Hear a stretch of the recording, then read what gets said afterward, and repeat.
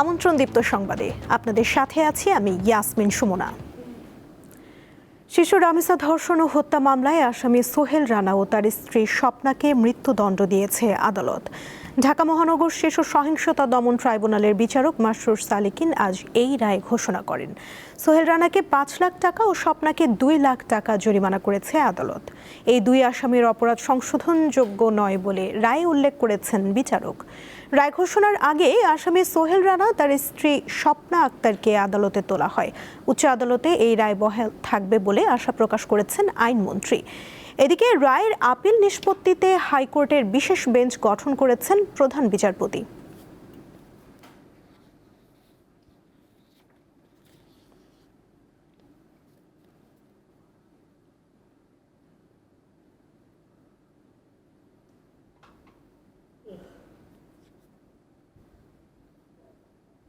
সকল জনগণের প্রতি, দেশবাসীর প্রতি এবং আইনাঙ্গনের প্রতি এবং যারা এই অপরাধের জন্য তারা অপরাধ করতে চায় বা করার মতো মানসিকতা আছে তাদের জন্য এটা একটি দৃষ্টান্তমূলক এবং এটা একটা উদাহরণ হিসাবে থাকবে। নিজেই স্বীকার করেছে এবং সে ছাপাসাক্ষী দেয়নি। আমি যেহেতু সে ছাপাসাক্ষী দেয় নাই, তার মানে সে অপরাধী, যে অপরাধী প্রকৃত তার সাজা পেয়েছে, ন্যায় বিচার নিশ্চিত হয়েছে আমি মনে করি।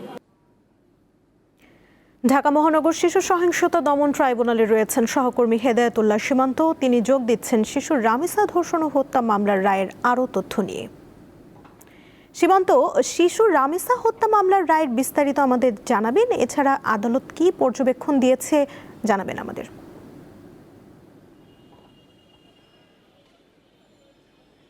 সুমনা, দেশের ইতিহাসে এই আলোচিত হত্যাকাণ্ড রামিসা হত্যাকাণ্ডের 2 আসামিকে মৃত্যুদণ্ড দেওয়া হয়েছে, পাশাপাশি অর্থ জরিমানা করা হয়েছে। এই রায়েও বলা চলে সব পক্ষই সন্তোষ প্রকাশ করেছেন, যেমনটি আসামি পক্ষ এবং কি রাষ্ট্রপক্ষ, বিশেপিপি থেকে শুরু করে রামিসার পরিবারও সন্তোষ প্রকাশ করেছেন। তারা বলেছেন যে তারা প্রধানমন্ত্রীকে ধন্যবাদ জানিয়েছেন, পাশাপাশি দ্রুত সময়ের মধ্যে এই রায় কার্যকর করারও আহ্বান জানিয়েছেন। রাষ্ট্রপক্ষের আইনজীবী, আসামি পক্ষের আইনজীবী যিনি বলেছেন সেটি ন্যায় বিচার হয়ে পেয়েছে এবং কে পাশাপাশি এই ন্যায় বিচার দৃষ্টান্তমূলক হয়ে থাকবে বাংলাদেশের ইতিহাসে। এই রায় যখন রায় ঘোষণা করা হলো তখন এই আদালতে একটি উৎসবমুখর পরিবেশ সৃষ্টি হয়, সবাই সন্তোষ প্রকাশ করে, সাধারণ জনগণ উন্মুখ হয়েছিল এই রায়ের জন্য। অর্থাৎ যে একজন শিশু রামিসাকে যেভাবে হত্যা করা হয়েছে নৃশংসভাবে ধর্ষণ করে তারপর গলা কেটে, এই বাংলাদেশের ইতিহাসে এই রায় নিয়ে বাংলাদেশের মানুষের যে আকাঙ্ক্ষা ছিল অনেক বেশি, সেই আকাঙ্ক্ষার প্রতিফলন হয়েছে। পাশাপাশি সরকার যে প্রতিশ্রুতি দিয়েছিল সেই প্রতিশ্রুতিরও প্রতিফলন দেখেছে বাংলাদেশের মানুষ। অর্থাৎ এই রায় পরবর্তী যে পদক্ষেপ সেটিতে যেন বহাল থাকে সেটিও সব পক্ষ থেকে তারা আহ্বান জানিয়েছেন। আমি এখন আমাদের সহকর্মী সোহাগের কাছে একটু জানতে চাইব, তিনি এই মামলা প্রথম থেকে তিনি এই নিয়ে কাজ করছিলেন। আজকে যে আপনি তো শুনছিলেন যে আসামি পক্ষ এবং কি রাষ্ট্রপক্ষের আইনজীবী রামিসার বাবা তারা কথা বলেছেন, আপনাদের সাথে কি পর্যবেক্ষণ দিয়েছে আদালত, আপনার কাছে কি তথ্য আছে? সীমান্ত, আপনি জানেন যে আসলে এটি খুব বহুল আলোচিত এবং 19শে মে যে হত্যাকাণ্ড, 19শে মে যে রামিসাকে হত্যা করা হয় সেদিন থেকে কিন্তু এই হত্যাকাণ্ডের বিপক্ষে এবং আসামিদেরকে গ্রেপ্তার এবং তার সর্বোচ্চ শাস্তির দাবিতে কিন্তু সারা দেশের মানুষ কিন্তু ফেটে পড়ে এবং এই মানুষের এই বিচার চাওয়াকে কেন্দ্র করে কিন্তু রাষ্ট্র, সরকার সবাই কিন্তু তার আশ্বাস দেয় এবং আহ্বান জানায় যে আসলে এটা অতি দ্রুত এই বিচারটা হবে। তার কারণে দ্রুত বিচার ভাবে এই কার্যক্রম শেষ করছে। আপনি জানেন যে বাংলাদেশের ইতিহাসে মাত্র 4 কার্য দিবসে এই বিচারের রায় কিন্তু ঘোষণা করেছে। তো যখন এই মামলায় আদালতে যখন বিচারক এই রায় ঘোষণা করছেন তখন কিন্তু ওখানে অনেক আইনজীবী থেকে শুরু করে সাধারণ মানুষ কিন্তু পুরা আদালত কিন্তু ভরেছিল এই রায়টিকে দেখার জন্য। তো তারা কিন্তু উল্লাসে ফেটে পড়ে এবং আদালতের প্রতি তারা সন্তুষ্ট জানায়। রামিসার বাবা কিন্তু কান্না কণ্ঠে কিন্তু উপর দিকে তাকিয়ে তিনি সৃষ্টিকর্তার কাছে এই ন্যায় বিচার পেয়েছেন তিনি শকর আদায় করেন। তারপরে হচ্ছে নিচে যে রাষ্ট্রপক্ষের আইনজীবী তিনি কথা বলেছেন, আজিজুর রহমান দুলু, তিনি কথা বলেছেন যে আসলে এত অল্প সময়ের ভিতরে যে এই রায়টা আদালত করেছে এটি বাংলাদেশের জন্য নজিরবিহীন হয়ে থাকবে, যেহেতু একটা হচ্ছে শিশু, তারপরে ধর্ষণ, তারপরে তার নৃশংসভাবে শরীর থেকে মাথাটাকে বিচ্ছিন্ন করা, তার যৌন অঙ্গটাকে কেটে ফেলানো, অর্থাৎ একটা যে মানে ন্যাক্কারজনক অর্থাৎ যে পাষণ্ড ঘটনা এই হত্যাকাণ্ডের ভিতর ঘটেছে, তার বিচার দ্রুত হয়। অন্ততপক্ষে যে সমস্ত অপরাধী রয়েছে তাদের কাছে কিন্তু একটি মেসেজের চলে গিয়েছে। আমরা কিন্তু আসামি পক্ষের আইনজীবীর সঙ্গে কথা বলেছি। তিনি বলেছেন যে আসলে আমি যতটুকু পেয়েছি আদালত তার ন্যায় বিচার করেছে এবং উচ্চ আদালতে তিনি এই বিষয় নিয়ে বলছে যে আসলে আমি উচ্চ আদালতে এই বিষয়ে কোনো কিছু বলতে পারবো না, সেটি হচ্ছে রাষ্ট্রের বিষয়, যে রাষ্ট্র কি উচ্চ আদালতে তারা আপিল করবে কি করবে না। এদিকে 7 দিনের ভিতর কিন্তু এই রায়ের ঘটনায় উচ্চ আদালতে আপিল করতে পারবে আসামি পক্ষ। তো এরপরে হচ্ছে যখন আদালতের প্রাঙ্গণে চলে আসা হলো তখন কিন্তু অনেক আইনজীবী তারা এই রায়কে কিন্তু সাধুবাদ জানিয়েছে। অনেক সাধারণ মানুষ তারা কিন্তু উল্লাস করেছে এবং আদালত এবং ন্যায় বিচারের প্রতি তাদের যে আস্থা ফিরে এসেছে সেই বিষয় নিয়েও কিন্তু তারা কথা বলেছে। তো এই বিষয় নিয়ে আপনারা জানেন যে এর আগে কিন্তু প্রত্যেকটা দিন অর্থাৎ পহেলা যে জুন সেই জুনে কিন্তু চার্জ গঠন করা হয়, 2রা জুন কিন্তু যুক্তিতর্ক খণ্ডন হয়, তারপরে 4 জুন এসে 2 জুন হচ্ছে আপনার সাক্ষ্য গ্রহণ হয়, 3 জুন যুক্তিতর্ক খণ্ড করা হয় আদালত, এবং 4 তারিখ কিন্তু আদালত নির্ধারণ করে যে আজকে কিন্তু এই রামিসা রায়ের ঘোষণা করা হবে। সেখান থেকেই সোহাগ, আপনাকে অসংখ্য ধন্যবাদ আমাদের সাথে যোগ দেওয়ার জন্য। সুমনা, আমাদের সহকর্মী যেমনটি বলছিলেন যে এই রায় বাংলাদেশের ইতিহাসে একটি নজিরবিহীন ঘটনা হয়ে থাকবে এবং দৃষ্টান্তমূলক শাস্তি যে নিশ্চিত করা হলো সেটি বাংলাদেশের মানুষ এবং কি অপরাধীরাও তারা দেখেছেন। এই রায় থেকে যে যারা অপরাধী রয়েছেন আগামী দিনে যেন কোনো অপরাধী এমন হত্যাকাণ্ড করার সাহস না পান, সেই বার্তাও কিন্তু এই আজকের রায়ের মধ্যে অর্থাৎ নিম্ন আদালতে যে রায় ঘোষিত হয়েছে সেই রায়ের মধ্যে থেকে তারা বার্তা পাবেন। তারা যেন আর কোনো সাহস না করেন কোনো শিশু হত্যা, কোনো মায়ের বুক খালি না হওয়া এমন দৃষ্টান্ত বা এরকম ঘটনা যেন বাংলাদেশের মানুষ আর দেখতে না পায়, সেই বার্তায় আজকের এই রায় থেকে সারা বাংলাদেশে ছড়িয়ে যাবে। অর্থাৎ বাংলাদেশ সরকার যে প্রতিশ্রুতি দিয়েছিল সেই প্রতিশ্রুতির যে সীমান্ত, ধন্যবাদ আপনাকে। প্রধানমন্ত্রী তারেক রহমান বলেছেন 1.5 দশকের ফ্যাসিবাদী শাসন শুধু মানুষের গণতান্ত্রিক অধিকারই কেড়ে নেয়নি, শিক্ষা ব্যবস্থাকেও ধ্বংস করেছে। সকালে রাজধানীর আগারগাঁওয়ে বাংলাদেশ চীন মৈত্রী সম্মেলন কেন্দ্রে শিক্ষকদের প্রশিক্ষণ কর্মসূচির উদ্বোধনে তিনি এই মন্তব্য করেন। জাতীয় বিশ্ববিদ্যালয়ের শিক্ষার্থীদের দক্ষতা ভিত্তিক ও কর্মমুখী শিক্ষায় যুক্ত করতে সারা দেশের 12,000 শিক্ষককে প্রশিক্ষণ দেওয়া হচ্ছে। একজন মানবিক মানুষ হয়ে ওঠার জন্য নৈতিক শিক্ষার উপর গুরুত্ব তুলে ধরেন প্রধানমন্ত্রী।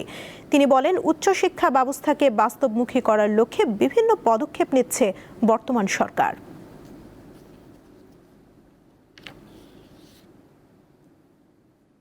ত্রয়োদশ জাতীয় সংসদের প্রথম বাজেট অধিবেশন শুরু হচ্ছে আজ দুপুর 3টায়। 11 জুন সংসদে 2026-27 অর্থ বছরের প্রস্তাবিত বাজেট উপস্থাপন করবেন অর্থমন্ত্রী আমির খসরু মাহমুদ চৌধুরী। এটি হবে প্রধানমন্ত্রী তারেক রহমানের সরকারের প্রথম বাজেট। এবারের বাজেটের আকার হতে পারে 9,38,000 কোটি টাকা। এতে রাজস্ব লক্ষ্যমাত্রা ধরা হয়েছে 6,95,000 কোটি টাকা। এর মধ্যে এনবিআর থেকে আয় ধরা হচ্ছে 6,04,000 কোটি টাকা। প্রস্তাবিত বাজেটে ঘাটতি থাকছে 2,43,000 কোটি টাকা। বার্ষিক উন্নয়ন কর্মসূচি এডিপির আকার ধরা হয়েছে 3,08,925 কোটি টাকা। আন্তর্জাতিক প্রসঙ্গ। ইরান যুদ্ধ বন্ধ করতে চাইছেন যুক্তরাষ্ট্রের প্রেসিডেন্ট ডোনাল্ড ট্রাম্প, কিন্তু ইসরায়েলের প্রধানমন্ত্রী বেনিয়ামিন নেতানিয়াহু তা চান না। ফলে দুই দেশের সম্পর্কে টানাপোড়েন দেখা দিয়েছে।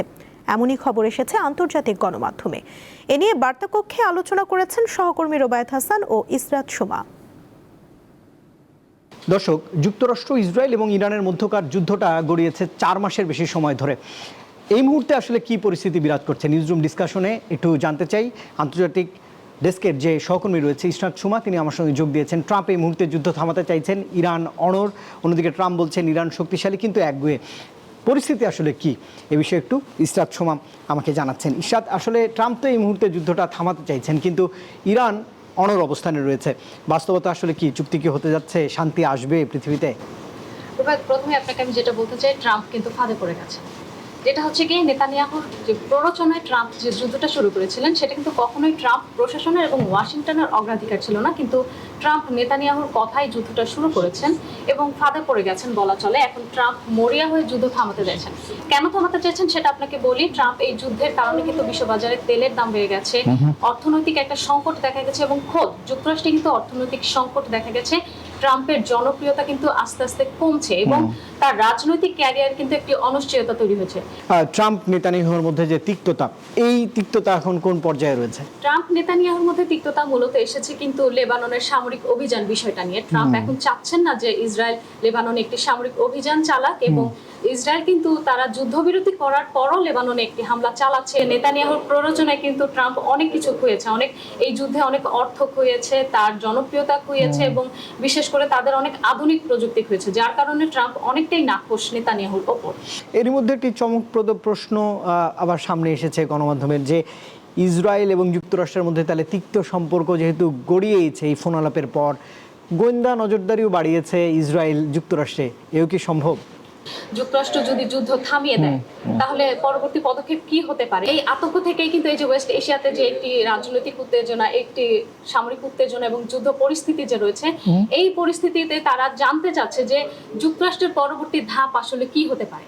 এবং এনবিসি নিউজে যেটা বলা হয়েছে যে তারা হচ্ছে গিয়ে পেন্টাগন বেশ একটি বার্তা পাঠিয়েছে প্রত্যেকটি সামরিক কর্মকর্তাদের কাছে যে এবং তারা ক্রিটিক্যাল স্তর জারি করেছে ইসরায়েলের যে হুমকি, ইসরায়েলের যে গোয়েন্দাগিরির হুমকি, এই হুমকিটাকে তারা ক্রিটিক্যাল অর্থাৎ সংকটজনক পর্যায়ে উন্নীত করেছে এবং তারা বলছে যে ইসরায়েল সরাসরি মানুষের মাধ্যমে এবং হচ্ছে গিয়ে ডিভাইস কিংবা সার্ভার হ্যাকের মাধ্যমে তথ্য সংগ্রহের চেষ্টা করছে। ইরান আসলে এই মুহূর্তে কি ভাবছে বা করণীয় কি? 8 এপ্রিল থেকে তো যুদ্ধবিরতির ঘোষণার পরেই ক্ষণে ক্ষণে রং বদলাচ্ছে আসলে ওয়েস্ট এশিয়ার এই যুদ্ধ পরিস্থিতি বা শান্তি আলোচনা। ইরান তারা তাদের অবস্থান থেকে সরবে না, তারা প্রত্যেকটি ফ্রন্টে যুদ্ধ বন্ধ চায় এবং তাদের পারমাণবিক কর্মসূচি বজায় রেখে তারা এই প্রস্তাব বা এই শান্তি চুক্তিটাকে এগিয়ে নিতে চায় এবং ট্রাম্প প্রশাসন বা যুক্তরাষ্ট্র কিন্তু এটা চাচ্ছে না। অতএব শান্তি চুক্তি আসলে আমাদের অধরাই রয়ে যাবে কিনা সেটাই এখন প্রশ্নের বিষয়। ঈশা চুমা, অসংখ্য ধন্যবাদ। দর্শক, জানবার চেষ্টা করছিলাম নিউজরুম ডিসকাশনে আজকে ইরান, যুক্তরাষ্ট্র এবং ইসরায়েলের যে অবস্থা বা শান্তি প্রক্রিয়া কোন দিকে যাচ্ছে, বিশ্বে শান্তি ফিরবে কিনা সে বিষয়ে আরও আপডেট নিশ্চয়ই আগামী দিনে আপনাদের দেবার চেষ্টা করব। এই ছিল এখনকার মতো। পরবর্তী সংবাদ বিকেল 5টায় দেখার আমন্ত্রণ রইল। এছাড়া আরও তথ্য পেতে যুক্ত থাকুন দীপ্ত ডিজিটাল প্ল্যাটফর্মের সাথে। ধন্যবাদ সবাইকে।